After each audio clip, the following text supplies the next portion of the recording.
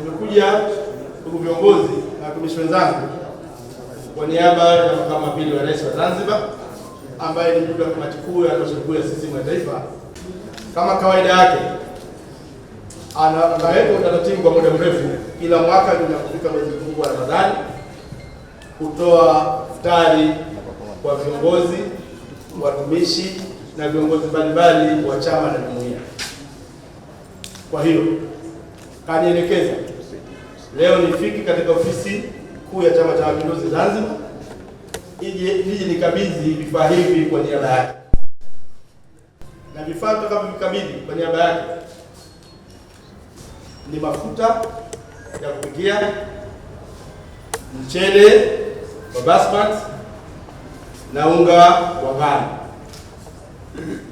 Tuliporatibu shughuli hii kwa mwaka huu, tulipata idadi ya viongozi, watendaji na watumishi 450 kwa Unguja, na hivyo vifaa vyote vimetimia. Kama tunavyoona, unga uko mbele yetu, mafuta yapo, oya na mchele. Kwa hiyo kwa niaba ya makamu wa pili mjumbe wa kamati kuu ya Chama cha Mapinduzi, niombe sasa nikabidhi shughuli hii au mizigo hii au bidhaa hizi kwa niaba yake, ili watendaji, viongozi mbalimbali, wale waliolengwa waweze kufaidika na iftari hii. Kwa niaba ya naibu katibu mkuu wa CCM ndugu Dimwa, basi nami nikiri kupokea iftari hii.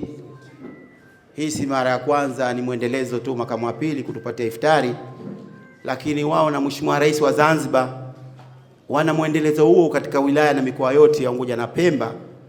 Wana namna mbili za kutoa iftari. Wanatoa iftari ile ambayo tunasema iliyokusha kutayarishwa, mbivu na mbichi. Huo ni mwendelezo wao, wanaendelea. Tunawapongeza wote. Mheshimiwa, tunampongeza Mheshimiwa Rais, lakini pia tunampongeza Mheshimiwa makamu wa pili kwa jitihada kufuata nyayo za Mheshimiwa Rais, kuungana naye na kumpa nguvu.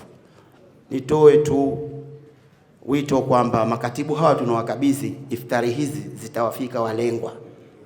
Kwa hivyo nafikiria lengo la makamu wa pili iftari hizi kuwafika watumishi wetu litakamilika. Lakini pia utupelekee salamu zetu. Tunamshukuru sana. Kutoa ni moyo, wapo wengi, lakini kutoa sio utajiri, ni moyo. Yeye ana moyo. Pili, la kwanza kuwajenga watumishi wetu, lakini pia kupata fadhila kwa Mwenyezi Mungu, hasa katika mwezi mtukufu. Unaambiwa tu kwamba mfutarishe mwanadamu mwenzio ili na wewe Mungu akupe fadhila. Lakini kwa kweli Mheshimiwa makamu wa pili yuko pamoja sana na watumishi wenzio kwenye chama. Kwa maana mimi kama katibu mwenezi niseme kwamba tumepokea na tunamshukuru sana, na inshallah Mungu amjalie pale alipotoa amzidishie na ampe afya njema na amwongezee utulivu, azidi kumsaidia vizuri sana makamu mwenyekiti wetu na rais wa Zanzibar katika kutimiza majukumu yao.